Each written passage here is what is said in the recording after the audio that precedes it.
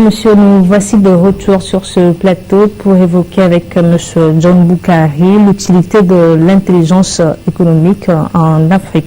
Dans quelle mesure cette démarche peut être utile en Afrique? Alors, je donnais tantôt l'exemple de l'intelligence collective qui a été utilisée dans le projet Togo-Burkina Mali. Alors, dans le domaine de la transformation agricole. Oui, des produits agricoles. L'intelligence économique a permis, n'est-ce pas, à ces entreprises de pouvoir... l'intelligence économique leur a ouvert les yeux aux leaders de ces entreprises et ils ont su qu'il y a des choses qui sont cachées. Notamment, il faudra examiner toutes les étapes de la production qu'ils sont en train de fournir depuis des années, qu'ils ne savent pas. Et dans ces étapes-là, il y a des choses cachées qu'on peut améliorer. Donc, c'est l'intelligence économique qui a permis tout cela. Donc, l'intérêt aussi pour le système, c'est que la formation obtenue par les experts, vous savez que la formation n'a pas de prix. Donc, ils sont devenus des experts de diagnostic dans la mise en œuvre de l'intelligence économique, n'est-ce pas, liée, n'est-ce pas, aux producteurs des transformateurs. Et l'intérêt également pour les producteurs, c'est que on a recherché à travers l'analyse SWOT les techniciens. L'analyse SWOT, c'est l'analyse qui tient compte de bon, c'est un anglicisme l'acronyme anglais, c'est les forces, les opportunités, les menaces, les forces, les faiblesses, les opportunités, les menaces. Et l'anglais dit strength, weakness, opportunity and threats. C'est une opération appliquée aux entreprises qui permet de connaître les forces et les faiblesses de l'entreprise et aussi les opportunités qu'elles peuvent saisir et les menaces qu'elles peuvent subir. Donc l'intelligence économique améliore la performance pour détecter tout cela et trouver une réponse, n'est-ce pas, à ces entreprises. Et améliorer la performance de ces entreprises. Vous le voyez. Donc améliorer les performances de ces entreprises. Donc c'est l'intérêt, n'est-ce pas, de l'intelligence économique de faire appliquer par exemple l'analyse SWOT à chaque entreprise. Donc il y a aussi... on peut conseiller, après avoir appliqué l'analyse SWOT, on peut conseiller, n'est-ce pas, à ces entreprises de faire du benchmarking. Le benchmarking, c'est une opération qui permet à l'entreprise de s'adresser à une autre entreprise plus outillée à travers le partenariat. S'adresser à une entreprise plus outillée pour voir quelle est la méthode utilisée de l'autre côté et envoyer des cadres pour être formés. Donc ça, c'est du benchmarking. C'est que les Africains sont appelés à utiliser par rapport aux entreprises du Nord, par exemple. Le benchmarking, dans une première étape, établit un partenariat sincère entre l'entreprise du Sud et l'entreprise du Nord, par exemple. Et l'entreprise du Sud envoie, n'est-ce pas, des cadres pour être formés. Et généralement, le benchmarking est adressé vers des entreprises leaders dans un domaine bien précis. Vous n'allez pas adresser une demande de benchmarking, par exemple, à une entreprise qui vous ressemble. Voilà, exactement. Merci pour le terme. Ça veut dire que les Africains doivent vraiment s'organiser. Moi, c'est l'Afrique subsaharienne. Lorsqu'elle veut grandir, cherche les voies et moyens pour y parvenir. L'intelligence économique est là pour aider, n'est-ce pas, à la mise en œuvre de l'amélioration de la production, de l'amélioration de cette entreprise pour que, ne l'oubliez pas, pour que la chaîne soit complète, il faut arriver à l'influence. C'est-à-dire que vous devez devenir une entreprise influente. Ça veut dire que l'intelligence économique aide l'entreprise à se démarquer des autres. Voilà, c'est un levier, n'est-ce pas, pour la prospérité. Maintenant, quelle identité économique l'Afrique peut-elle se faire? Voilà, alors l'Afrique est malheureusement encore loin de la mise en œuvre de l'intelligence économique en tant que telle au niveau des entreprises. L'Afrique est encore un peu loin parce que il y a une étape non négligeable. Il s'agit de la formation. Alors, la formation en intelligence économique, disons, à l'heure actuelle en Afrique, négligé? Disons, ce n'est pas négligé en tant que tel, mais on n'est pas encore au point de départ. Ah. Nous ne sommes pas encore au point de départ parce que c'est des embryons que nous avons ça et là dans les pays. Donc l'Afrique ne rigole pas aujourd'hui d'écoles reconnues en tant que... mais les pays du Maghreb, le Maroc par exemple, en a, mais l'Afrique noire doit faire des efforts dans ce domaine. En France, par exemple, il y a une école qui est très célèbre, fondée depuis 1997, qu'on appelle EGE, École de guerre économique, créée par Christian Arbulot, qui est l'un des ténors, n'est-ce pas, l'un de ces gens-là qui ont formé l'équipe Martre, ensuite l'équipe Carayon. Donc, il y a de ces écoles qui, lorsque vous apprenez qu'il y a une école de ce genre-là, vous vous dites, mais écoutez, qu'est-ce qu'on fait? Est-ce qu'on apprend à faire la guerre ou... Non. Alors, disons que on parle de guerre économique. Lorsqu'il s'agit de la performance des entreprises, performance de la concurrence, la rude concurrence, trouver une réponse à la rude concurrence mondiale en ce moment.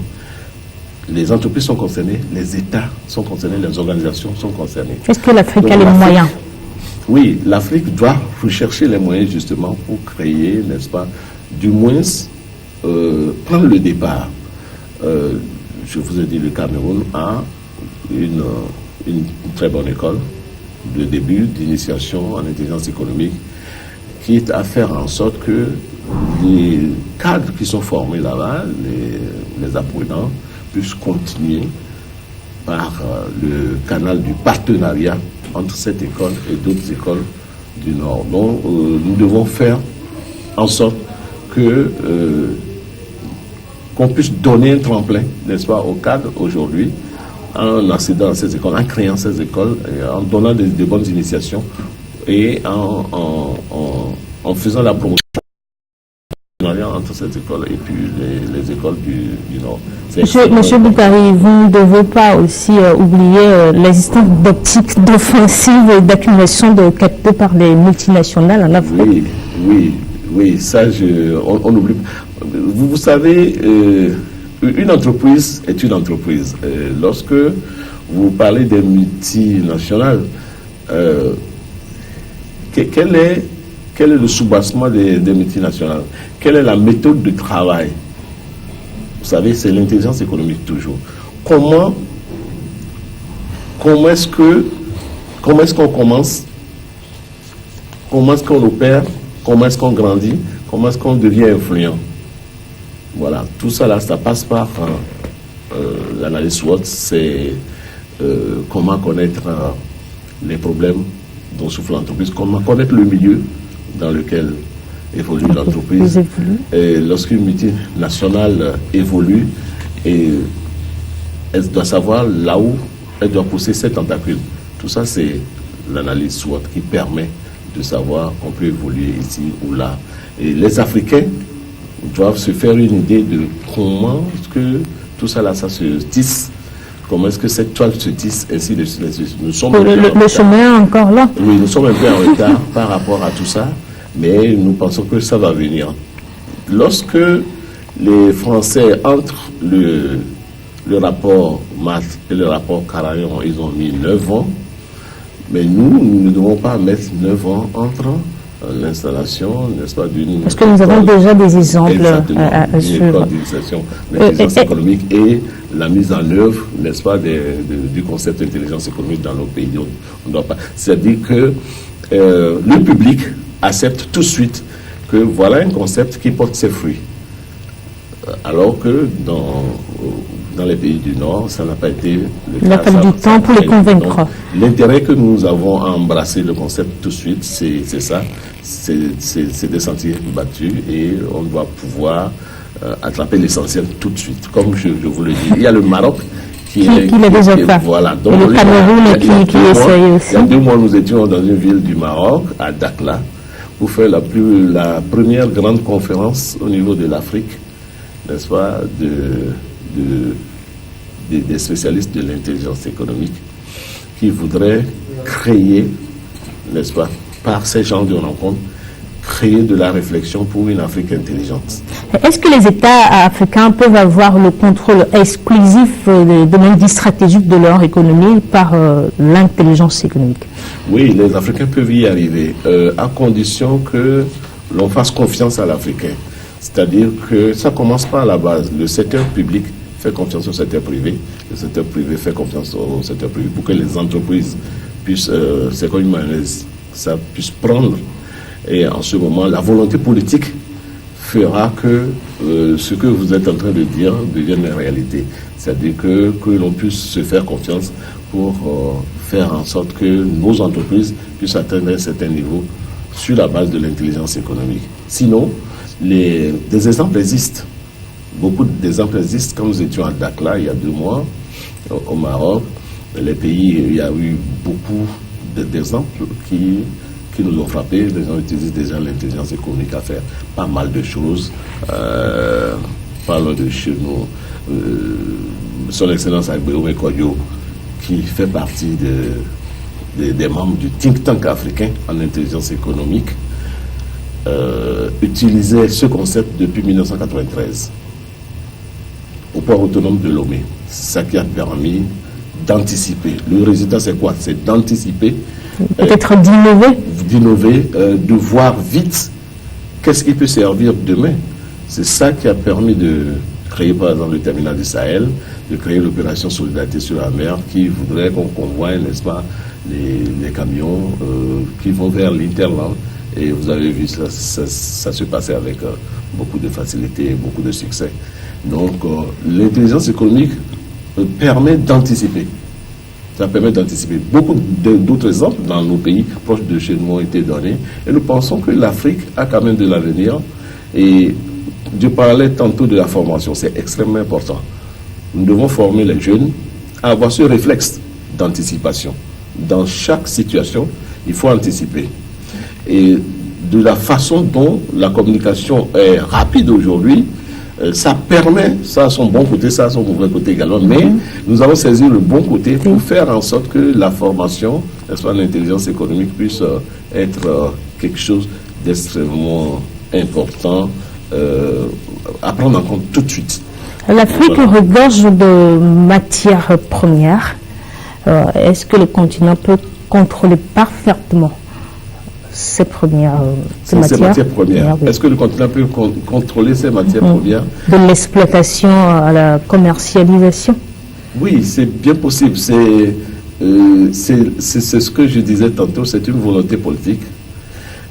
Au niveau de chaque État, par exemple, vous allez voir qu'il y a aussi bien des succès que des échecs, mais tout se résume en une volonté politique si l'on veut réellement... Donc on doit donner raison aux Chinois qui ne démarquent pas la politique de l'économie.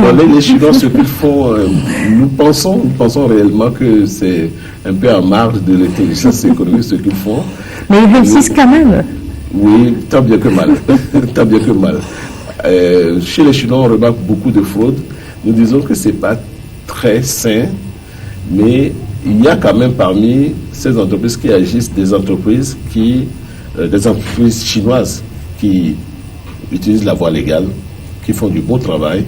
Ça, on le voit dans nos pays avec l'aide de la coopération. Mais il y en a aussi qui sont par exemple dans les forêts du Congo, Zaïre, et qui font du n'importe quoi et qui font... ça, on le sait. Mais généralement, le Chinois, ce qu'on prête aux Chinois, c'est cette apparence des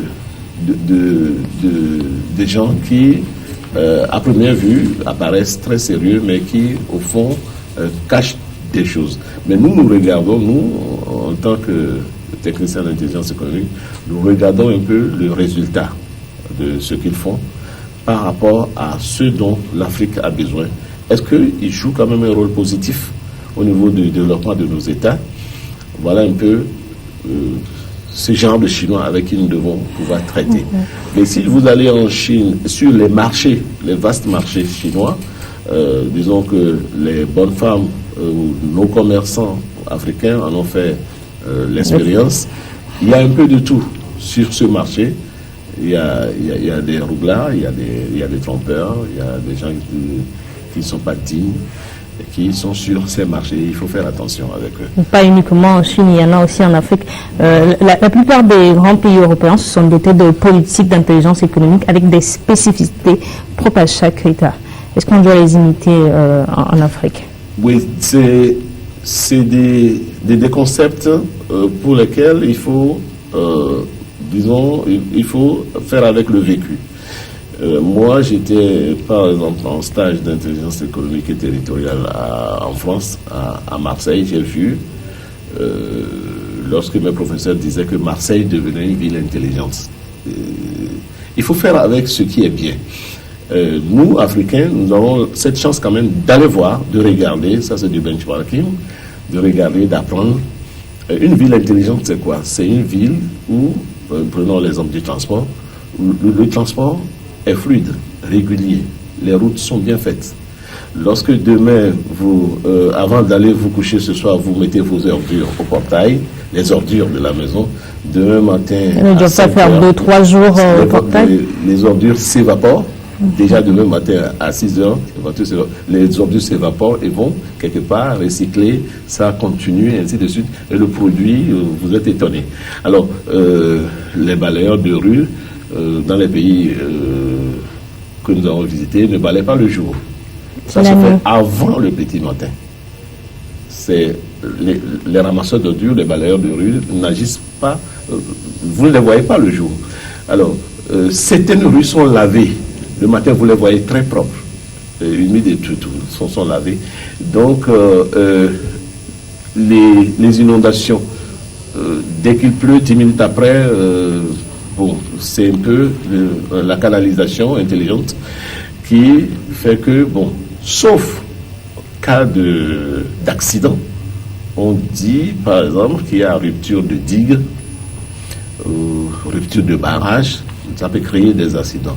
Mais en temps normal, lorsque tout fonctionne parfaitement, nos villes doivent être des villes intelligentes. Merci John Tamara Boukari d'être passé sur le plateau. Vous êtes consultant en intelligence économique et territoriale. Vous êtes membre du think tank des spécialistes de l'intelligence économique en Afrique. Vous êtes également professeur de l'IE. Merci également à vous qui êtes restés à notre compagnie. Et c'est la suite de nos programmes.